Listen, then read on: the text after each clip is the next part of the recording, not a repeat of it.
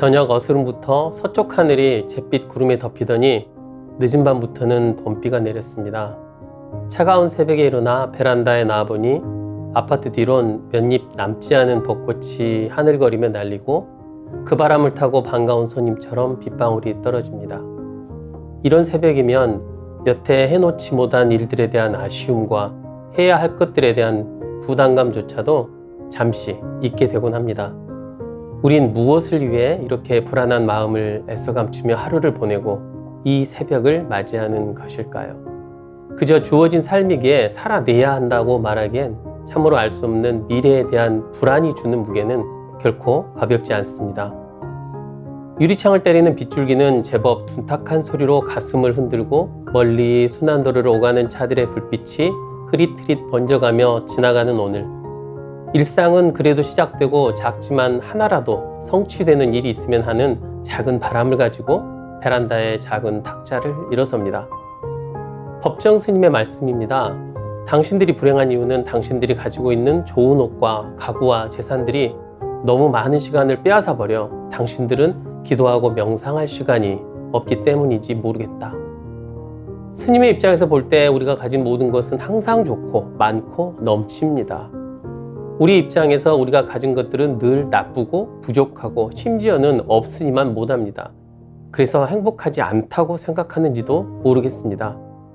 하지만 한 가지, 아기를 기다리는 것은 절대 넘치는 과욕이 아닌 까닭에 오늘 또 많은 미래의 엄마는 불확실한 미래로 인해 불안한 마음으로 이 하루를 시작할 것입니다. 4년을 기다린 부부가 있었습니다. 국립대학병원에서 난임 진단을 받고 여기저기 용하다는 한의원에서 약도 먹고 서울까지 그 먼 거리를 다니면서 치료했지만 임신 소식은 없었습니다. 늦은 나이의 결혼이라 더 조급하고 불안한 것이 사실이지만 그렇다고 해결의 기미는 보이지 않아 이런 행복을 자신이 누리지 못해 이 아침에도 엄마는 얼마나 가슴 아파하고 있을지 상상조차 하기 힘들었습니다. 삶이 버겁고 자신에게 주어진 이 질무의 무게를 절감합니다. 시간이 흘러 2020년이 되어 부부는 다시 병원을 찾았습니다. 처음 만난 의사와 많은 이야기를 나누었고 해결된 것은 없지만 가슴속이 후련해지는 환한 느낌을 오랜만에 느꼈습니다. 그리고 2달 후 개나리가 그 새순을 노랗게 내놓은 올봄에 어렵게 각오하고 찾은 병원에서 상담 후 초음파 검사를 하였더니 아기집이 보였습니다. 마침내 자연적으로 임신이 된 것입니다. 참으로 감사합니다.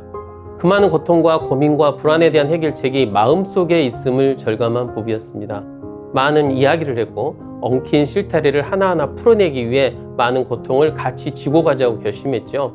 사실 이분은 벼랑 끝에 있는 느낌이었으리라 생각합니다. 시어머니가 결코 받아들일 수 없는 제안을 했기 때문입니다.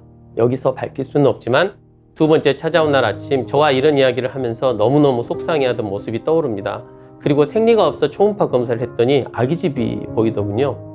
저와 만나고 간 주말에 잠자리를 했고 이로 인해 임신이 된 것인데 저도 그렇고 이분도 그렇게 생각하는 것은 상담을 통해 그동안 가슴속에 쌓여있던 응어리가 많이 사라져버린 주말 저녁이 이 기쁨을 만들어내었다는 것입니다. 아직 해결되지 않은 숙제를 가지고 이 아침 쓴 커피 한 잔에 어둑한 창밖 풍경 속 내리는 빗줄기를 바라보는 님의 미래에도 이런 종착역은 반드시 있습니다. 긴 여정이 될 수도 있고 다소간은 잘못 길에 접어들었을 때도 있겠지만 결국은 다 잘 해결된다는 것을 믿는 것부터 저는 이 난임의 치료가 시작된다고 믿습니다. 믿어주시는 모든 분의 미래에 환한 웃음이 가득하길 바라봅니다. 그리고 내년 어린이날엔 작고 귀엽고 앙증맞은 작은 꽃이 하나 사러 가는 즐거운 나들이를 기대해 봅니다.